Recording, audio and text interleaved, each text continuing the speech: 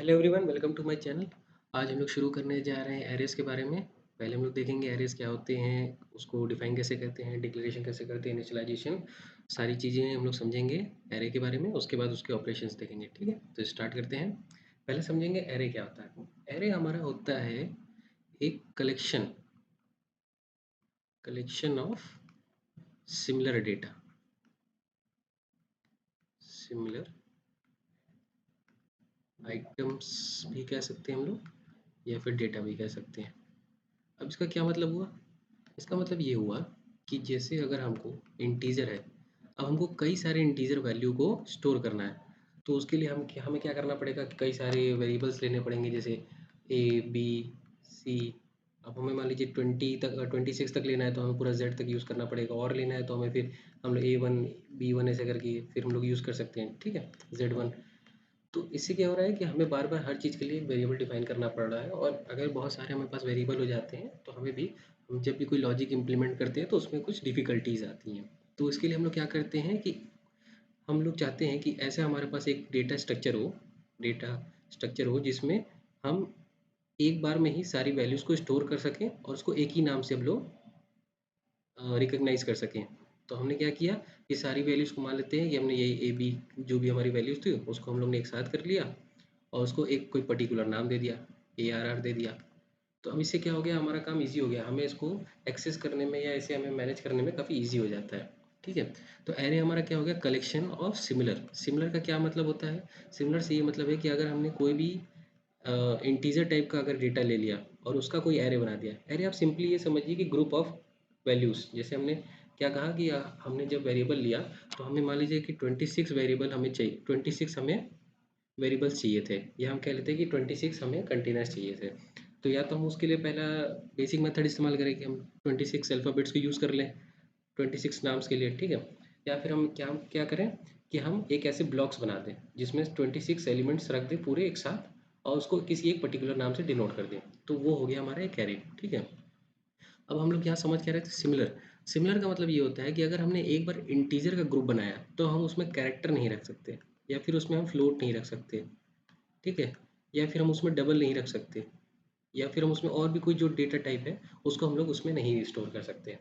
अगर हम लोग कैरेक्टर का डेटा टाइप बना रहे हैं, अगर हम लोग कैरेक्टर का कोई एरे बनाते हैं, कैरेक्टर का एरे, तो उसमें सिर्फ कैरेक्टर ही रहेगा।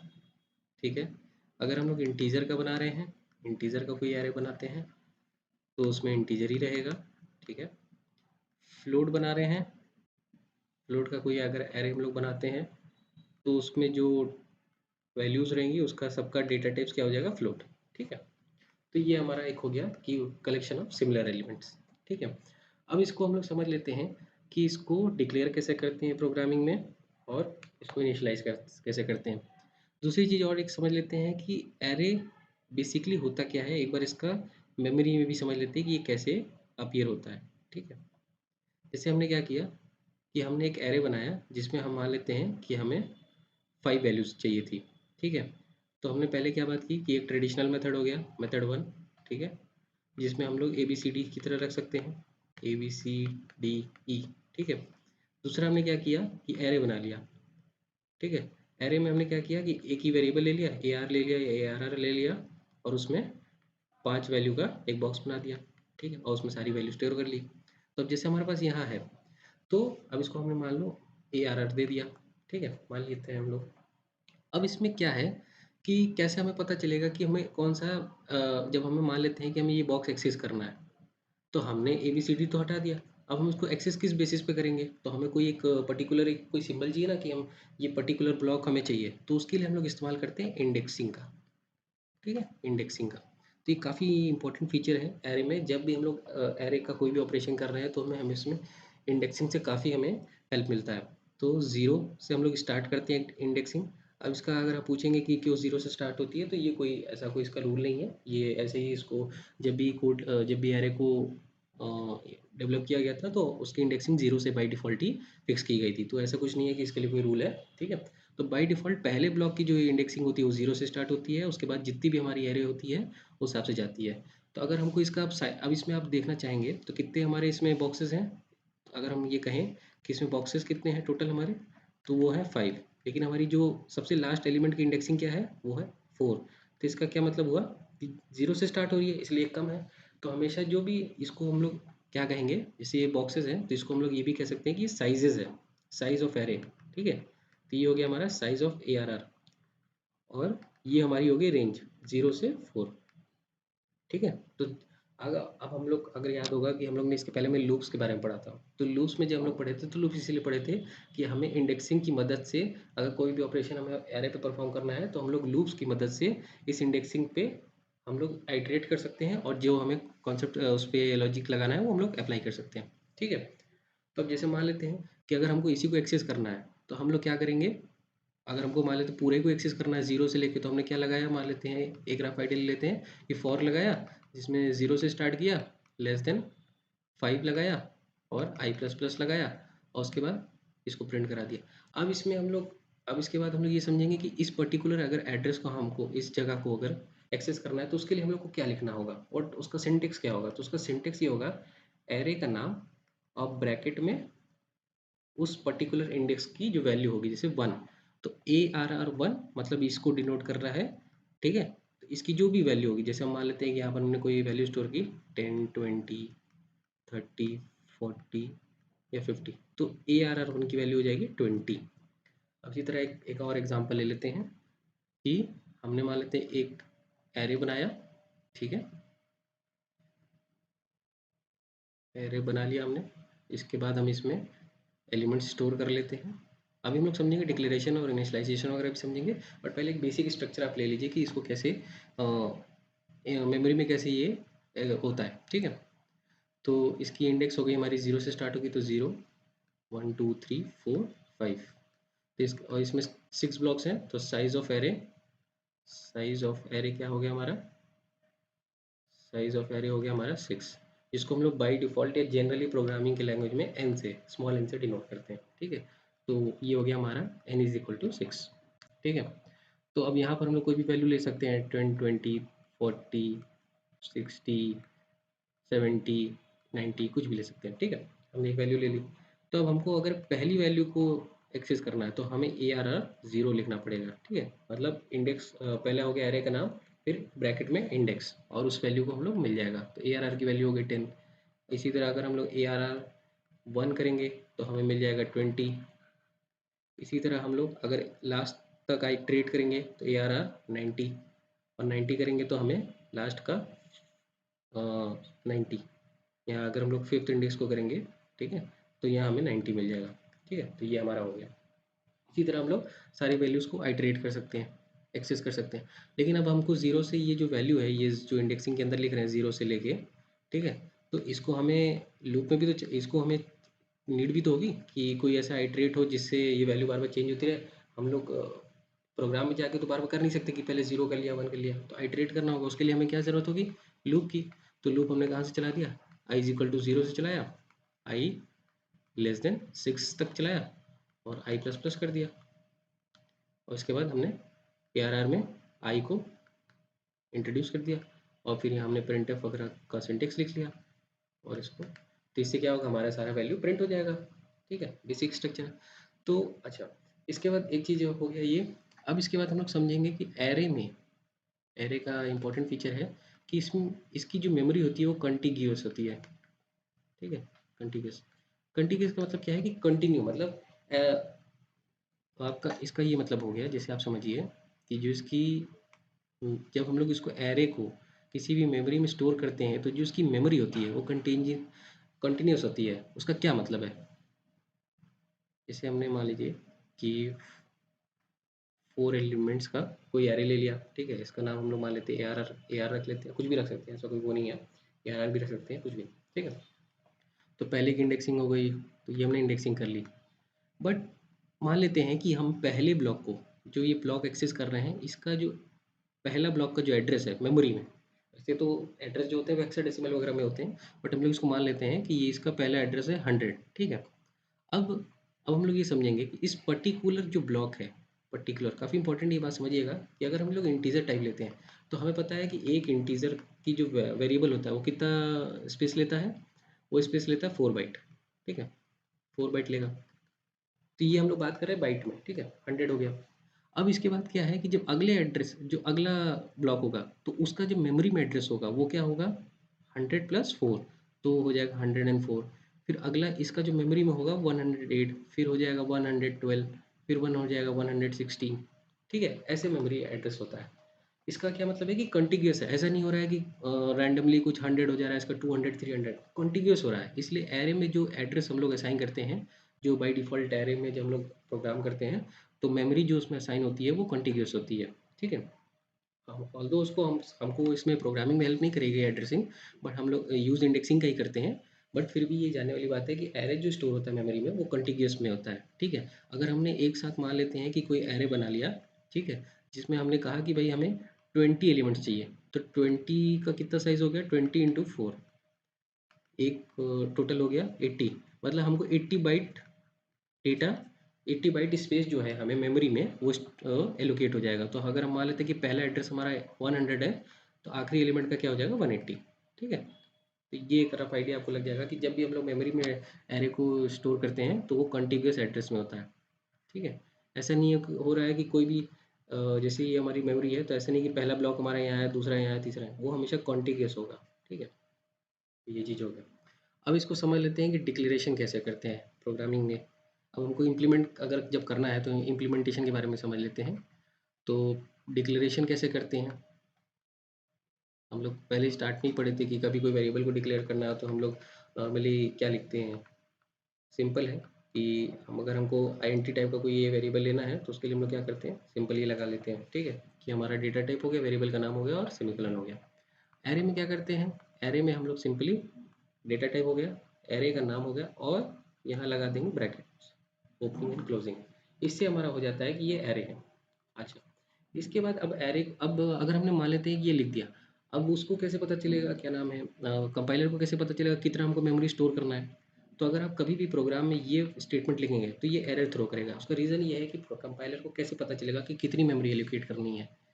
वो इंटू तो कर देगा कि इंटू 4 करना होगा बाइट्स के लिए, बट कितना, ये वैल्यू तो हमने दिया ही नहीं। जो हमने यहाँ पर साइज़ मांगा था वो साइज़ तो हमने दिया नहीं, तो इसकी वजह से क्या होगा, एरर आएगा। तो अगर हम, तो हमें जब भी डिक्लेयर करना होगा तो वहाँ पर इंडेक्सिंग देनी होगी, कुछ हमें साइज़ देना होगा। जो एन की वैल्यू जो हम लोग पहले बात कर रहे थे साइज़ ऑफ एरे, तो वो हमें एन देना पड़ेगा, एन की वैल्यू, तभी वो 5 इंटू करके और 20 बाइट एलोकेट कर देगा, या जो भी हम लोग वैल्यू देंगे उसको 4 से इंटू कर देगा, ठीक है। अगर यहाँ पर वैल्यू नहीं देंगे तो एरर थ्रो करेगा, ठीक है।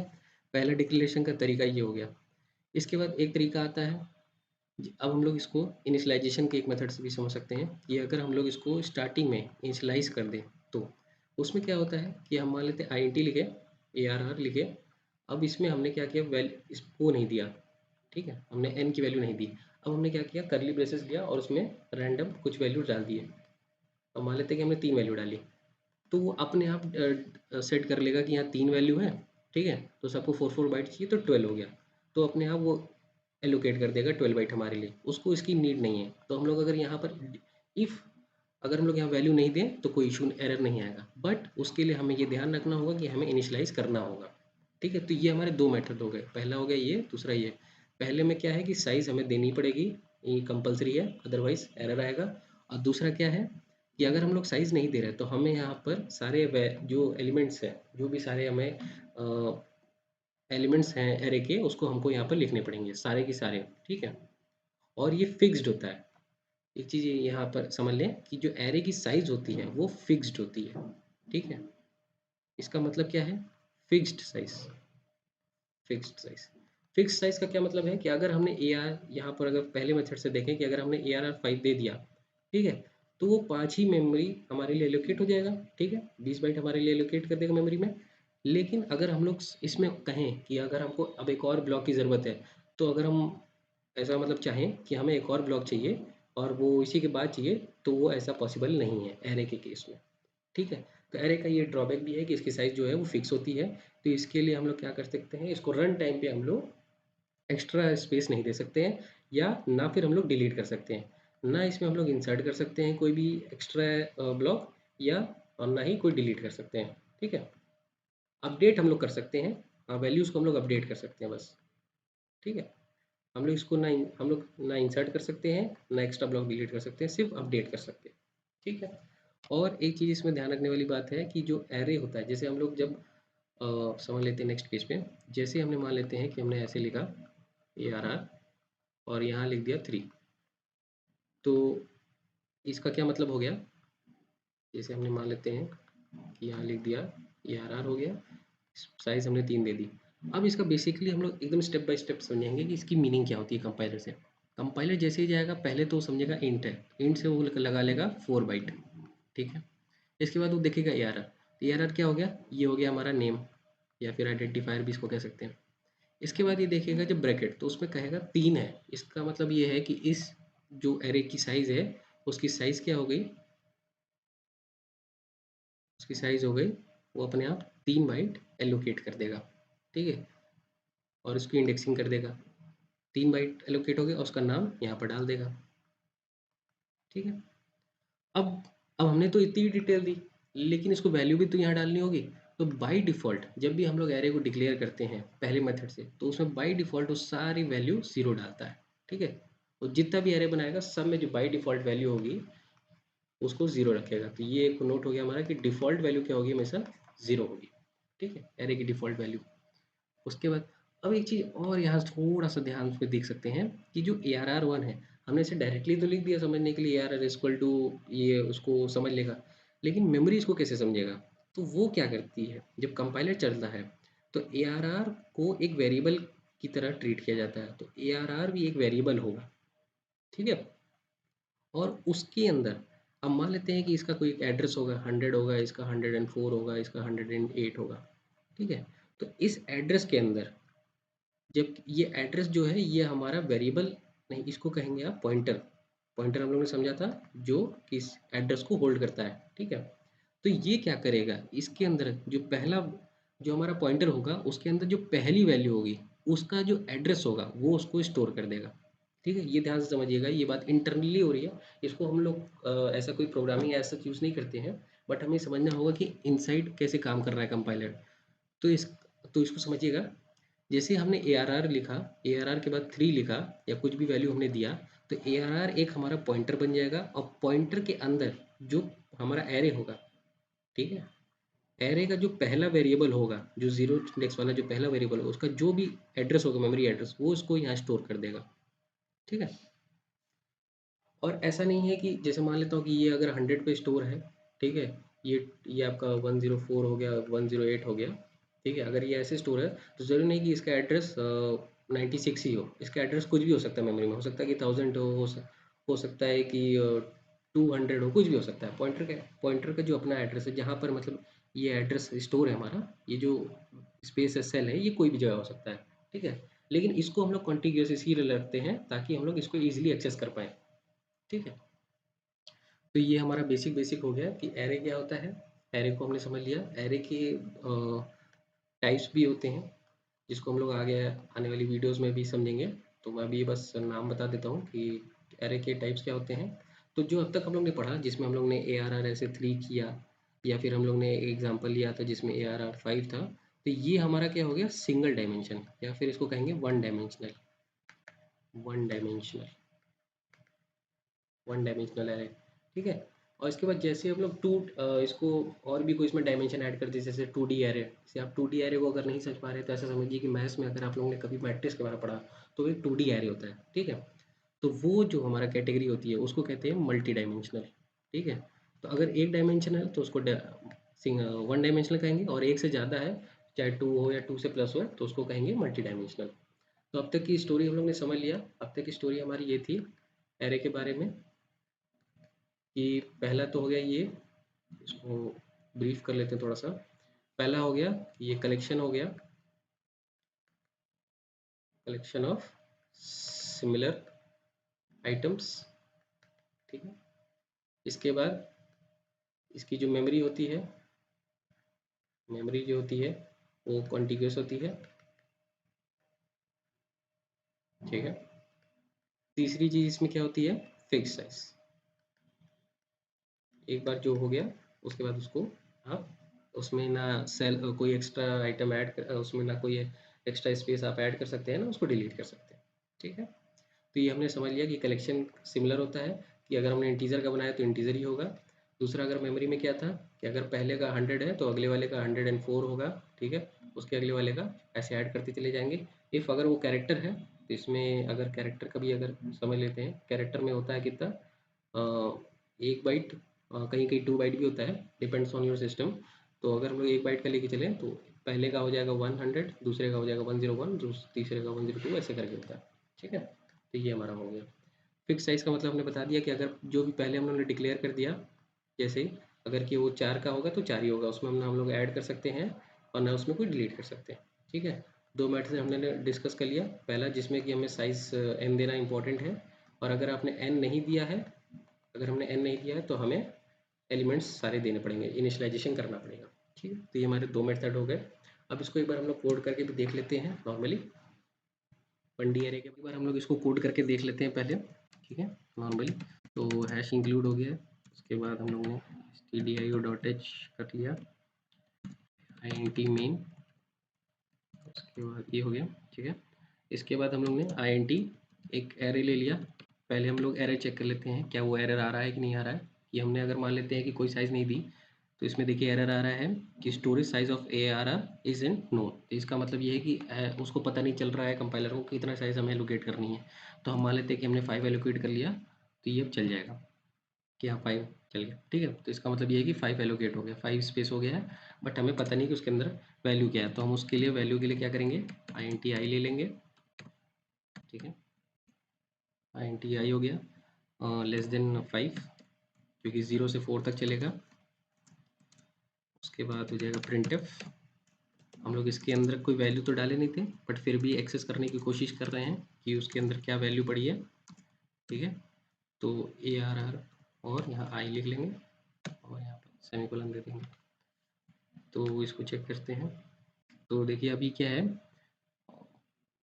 यहाँ पर लाइन चेंज कर देते हैं। तो अभी ये देखिए 26 भी उठा रहा है। कभी इसमें बाई डिफ़ॉल्ट वैल्यू तो 0 होती है, बट कभी कभी ये गार्बेज वैल्यू भी उठा लेता है, ठीक है, इफ़ हम लोग प्रिंट नहीं करें, ठीक है। अब मान लेते हैं कि अब इसमें हमने कुछ वैल्यूज़ स्टोर कर दिया, तो हम एक दूसरा देख लेते हैं। दूसरा वाला हम लोग मेथड क्या देखे थे कि इसमें हमने ARR की वैल्यू यहाँ नहीं दी है, ठीक है, और इसमें हमने कोई 10 20 30 40 दे दिया, ठीक है। तो ये क्या करेगा, 4 को अपने आप स्टोर कर लेगा कि 4 है, पहले में 10 डाल देगा, दूसरे में 20 30 40 कंटिन्यूस मेमोरी लिक्विड कर देगा, ठीक है। अभी अब इसको हम लोग अगर प्रिंट करें, int i is equal to 0, i less than 5, i plus plus, ठीक है। इसके बाद i प्लस प्लस printf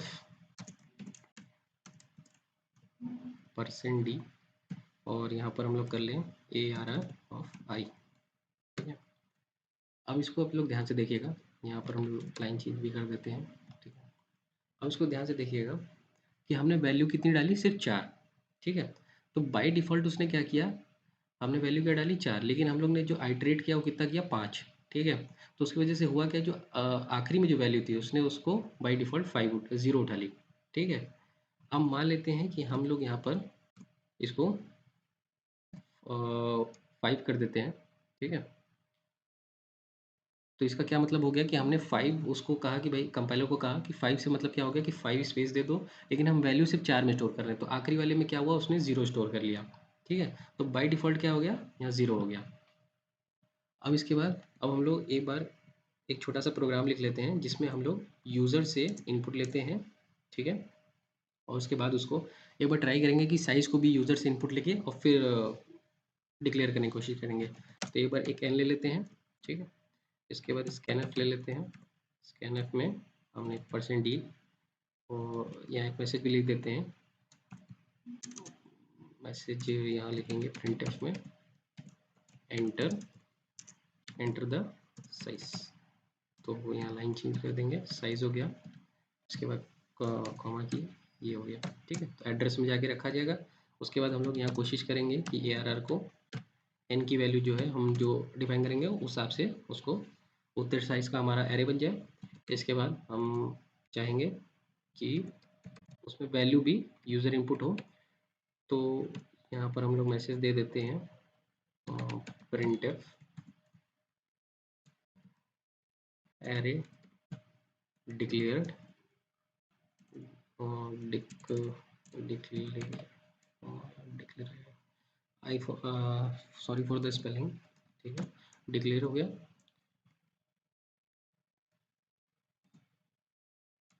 ठीक है, डिक्लेयर हो गया। इसके बाद यहाँ पर हम लोग प्रिंटफ कर लेंगे और यहाँ पर एंटर द वैल्यूज़ कर लेंगे कि हमें वैल्यूज़ एंटर करनी है एरे में। और यहाँ पर हम मान लेते हैं कि लेस देन एन चलेगा, ठीक है, क्योंकि अगर हमने एन की साइज 5 दी तो हमें 4 तक चलेगा, तो लेस देन हो गया एक। और यहाँ पर हमने इनपुट ले लिया, तो स्कैनफ के लिए स्कैनफ ले लेंगे %d, क्योंकि हमारा जो एरे है उसका जो डेटा टाइप है वो क्या है, इंटीजर है, इसलिए %d यूज़ कर रहे हैं ये। उसके बाद एम्परसेंड हो गया और ए आर आर ऑफ आई यहाँ लगा देंगे ताकि उस वैल्यू पे स्टोर हो जाए। और इसके बाद यहाँ पर एक मैसेज प्रिंट कर देंगे, डेटा एंटर्ड, और उसके बाद यहाँ पर डेटा डिस्प्ले यहाँ डिस्प्ले कर देंगे, ठीक है। तो डिस्प्ले के लिए सेम हमारा लूप जो होगा ऑलमोस्ट सेम ही होगा, बस हमें वहाँ स्कैनर की जगह सॉरी प्रिंटफ करना होगा। तो यहाँ कॉपी कर लेंगे इसी लूप को और यहाँ पर हम लोग प्रिंटफ लगा देंगे, ठीक है। अब इसमें एक स्मॉल मिस्टेक मैं कर रहा हूँ, आप लोग उसको ध्यान दीजिएगा, ठीक है। यहाँ पर सेमीकोलन होगा, तो अगर मान लेते हैं कि पहले हमें 5 का बनाना है, तो 5 देखिए एरे हमारा डिक्लेयर हो गया क्योंकि उसके तक वैल्यू पहुंच गई है। ये इसको कैंसिल कर लेते हैं ताकि यहाँ पर हम लोग स्लैश एन नहीं दिए थे तो दे देते हैं स्लैश एन, और यहाँ पे दे देते हैं, ठीक, स्लैश एन। हाँ, तो ये हमारा चल गया 5 का हम लोग दे देते हैं, एंटर वैल्यू कर लेते हैं 10 20 30 40 50। अब इसमें ध्यान से देखिए, डेटा एंटर हो गया, डेटा डिस्प्ले हो गया। अब इसमें देखेंगे तो आप अजीब सा नंबर आ रहा है, जबकि हम लोग ने वैल्यू क्या डाली 10 20 30 40 50। तो हमें जो यहाँ वैल्यू मिलनी चाहिए थी वो भी सेम मिलनी चाहिए थी। बट इशू क्या हुआ, इशू ये हुआ कि हमने यहाँ एम्परसेंट लगा दिया था। एम्परसेंट क्या हमने बताया था कि एड्रेस को डिनोट करता है। तो जो हमारा मेमोरी में जिस जगह पे वो वैल्यू स्टोर्ड है ना, उस जगह के जो एक्चुअल में एड्रेस, जो मेरे लैपटॉप की मैं बात कर रहा हूँ, आप लोग अपने पे रन करेंगे तो शायद उसकी वैल्यू अलग आए, ठीक है। तो जो एक्चुअल एड्रेस है मेरा मेमोरी में, वो एड्रेस को वो बता रहा है, ठीक है। तो आप यहाँ देख सकते हैं ये मेरा मेमोरी का एक्चुअल एड्रेस है 6487488, ठीक है। और इसमें आप ध्यान से देखिए तो जैसे ही 4 ऐड कर रहा है तो 92 बन जाएगा, 4 इसका 96 हो जा रहा है। इसका मतलब ये है कि कॉन्टिग्यूअस मेमोरी जो है हमारी एलोकेट हो रही है। तो यहाँ पर एक ये प्रैक्टिकल यूज़ भी आप देख सकते हैं कि 88 हुआ, 88 प्लस 4 किया तो हमने 92, और 92 में 4 ऐड किया तो 96। ये कॉन्टिग्यूअस एलिमेंट्स जो हमारी जो मेमोरी थी वो एलोकेट हो रही है, ठीक है। फिक्स साइज़ की हमने बात कर ली, कलेक्शन है और सेम डेटा टाइप है, क्योंकि आप देख सकते हैं तीनों का जो डेटा टाइप है वो इंटीजर ही है, ठीक है। अगर हम इसमें अब मान लेते हैं कि अगर हमने सिमिलर वाला अगर रूल फॉलो नहीं किया तो क्या होगा, मान लेते हैं कि हमने पहले सही डाला, दूसरे में ए डाल दिया। अब देखिए हमारा क्या हो गया, यहाँ इशू आ गया, ठीक है। तो अब हमारा हो गया, अब इसको हम लोग यहाँ पर अगर एम्परसेंड हटा देंगे तो हमें सेम वैल्यू मिल जाएगी। 5 हमने डाल लेते हैं, मान लेते हैं 50 60 70 80 8 और 90 कुछ भी ले सकते हैं वैल्यू। तो हमें जो वैल्यू थी, हमें जो हमने एंटर की थी वो हमें मिल गई। अब यहाँ छोटा सा एक चीज़ और कर सकते हैं कि एक छोटा सा अगर हम प्रोग्राम यहाँ पर देखें कि इसको हटा देते हैं फिलहाल के लिए, वैल्यू हम लोग मान लेते हैं कि कुछ चलिए वैल्यू हम लोग छोड़ देते हैं यूज़र पे ही, ठीक है। और यहाँ हम लोग वैल्यू को डिस्प्ले करा देते हैं, और जैसा हम लोग ने बोर्ड पे समझा था सेम वैसा ही कुछ हम लोग कोशिश कर रहे हैं कि सेम बन जाए, ठीक है। तो उसको हम लोग एक बार ट्राई करते हैं कि अगर सेम टाइप का थोड़ा सा दिखने में हो जाए तो बेटर होगा, ट्राई करते हैं। 5 10 20 30 40 50। यहाँ लाइन चेंज करना रह गया, यहाँ लाइन चेंज होगा और एक सिंपल सी स्पेस दे देते हैं। मैं आपको बताऊंगा कि हम लोग क्या करना चाह रहे हैं। मैं आपको बस ये दिखाना चाह रहा हूँ कि हम लोग इसको थोड़ा सा विजुलाइज कर सकते हैं कि कैसे हम लोग ने जो एरो को जैसे पढ़ा था सेम वैसा दिखता है कि नहीं। एक इशू आ रहा है, ओके ओके, मैं समझ गया। यहाँ पर हम लोग एक ऐड कर देते हैं प्रिंट एफ, ठीक है, जिसमें स्लैश एन डाल देते हैं, ठीक है।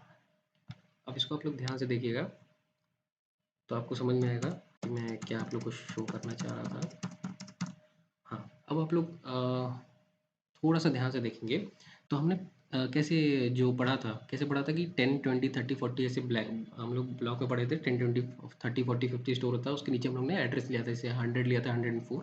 तो ये देखिए हमारा रियल टाइम एड्रेस है, ऐसे नहीं हो रहा है कि हम लोग ने कुछ फेक बनाया। ये हमारा जो मेमोरी का रियल एड्रेस है वो दिखा रहा है 648741। इसमें फिर 4 ऐड हुआ, फिर 4 ऐड हुआ, फिर 4 ऐड हुआ। तो हम लोग जहाँ 100 का एग्जाम्पल ले रहे थे, ये एक्चुअल में ये हमारा है, ठीक है। तो इसमें देखिए 4 ऐड होता जा रहा है। तो इससे हम लोग ये समझ सकते हैं कि हम लोग ने जो पढ़ा है उसको आप विजुलाइज कर सकते हैं। यहाँ पर थोड़ा सा मैं और स्पेस दे के चेक कर लेता हूँ कि थोड़ा और बेटर बन सकता है क्या। मान लेते हैं कि इस बार 3 का ही देते हैं, तो 55 65 75 तीन हमने दिया। तो हम देख सकते हैं, देखिए जैसे हम लोग ने पढ़ा था ना 10 20 30 हमने डाला, तो हमने जैसे यहाँ 55 65 हो गया और उसके नीचे पर्टिकुलर उसका एड्रेस आ रहा है तो 72 आप देख सकते हैं। जस्ट उसमें 4 ऐड करेंगे तो 76 और जस्ट 4 ऐड करेंगे तो 80 हो जाएगा, ठीक है। तो इस तरह का हमारा ये हो गया। इसी तरह अगर हम लोग फ्लोट्स के बारे में करेंगे तो फ्लोट का हो जाएगा। अब से एक बार हम लोग एक रैंडम ट्राई करके देख लेते हैं फ्लोट के लिए। तो फ्लोट में वैल्यू एफ की टाइप होगी और यहाँ भी एफ होना चाहिए। यहाँ पर आई गेस टी ही रहेगा, ये बात चेक कर लेते हैं। ये अगर मैं 3 ले लेता हूँ, उसमें कुछ 10.2 डाल दे रहा हूँ, 20.2 डाल देता हूँ, 30.2, तो देखिए हमारी जो फ्लोट की वैल्यू हो गई और इसका पर्टिकुलर एड्रेस जो है वो प्रिंट हो रहा है। लेकिन ये 4 बाइट ले रहा है, इंटीजर का ही बाइट ले रहा है, ठीक है। तो इस तरह से हम लोग इसको विजुलाइज भी कर सकते हैं कि हमने इंटीजर का कितना 4 बाइट हमारा लिया, ठीक है। उसी तरह हम लोग ने विजुलाइज कर लिया कि अगर हम लोग कैरेक्टर डालेंगे तो एक एक ऐड करेगा, ठीक है। फ्लोट डालेंगे तो 88। एक बार और चेक कर लेते हैं कि इसमें सही जा रहा है कि नहीं। इफ नहीं जा रहा है तो लेकिन ऐसा नहीं कि ये काम नहीं कर रहा है, बट ऐसे ही होता है, ठीक है। मे बी से हमको इशू हो रहा होगा, बट इट्स ओके। तो हम लोग इंटीजर में अगर समझ लिए होंगे तो इंटीजर में देखिए कैसे हो रहा था कि 4 वैल्यू उसमें वो जा रही थी, ठीक है। 4 एड्रेस ऐड हो रहा था और हम लोग को दिख रहा था कि यहाँ 4 बाइट होता है तो 4 बाइट ऐड कर रहा था वो, ठीक है। तो उसको हम लोग वहाँ यहाँ विजुलाइज किए थे कि रियल टाइम में हमारा कैसे लगता है। कि हमने अगर मान लेते हैं जो हम लोग ने एग्जाम्पल लिया था कि 10 हो गया, 20 हो गया, 30 हो गया, 40 हो गया, 50 हो गया। तो हमारा जो विजुलाइज हो रहा है देखिए 56 में जस्ट 4 ऐड करें 60 64 68 72। अब सेम प्रोग्राम को अपने सिस्टम पे रन करेंगे तो हो सकता है कि एड्रेस जो है वो डिफरेंट है, ठीक है। तो हम लोग ने अब तक एरे के बारे में समझ लिया, उसका डिक्लेरेशन समझ लिया, इनिशियलाइजेशन वगैरह समझ लिया है, 1D एरे हमारा हो गया है। अब उसके बाद नेक्स्ट वीडियो में हम लोग कुछ एग्जांपल्स देख लेंगे और मल्टी डायमेंशनल एरे के बारे में समझेंगे, ठीक है। उसको एग्जांपल्स के साथ भी कोड करके देखेंगे। Okay, thank you for watching.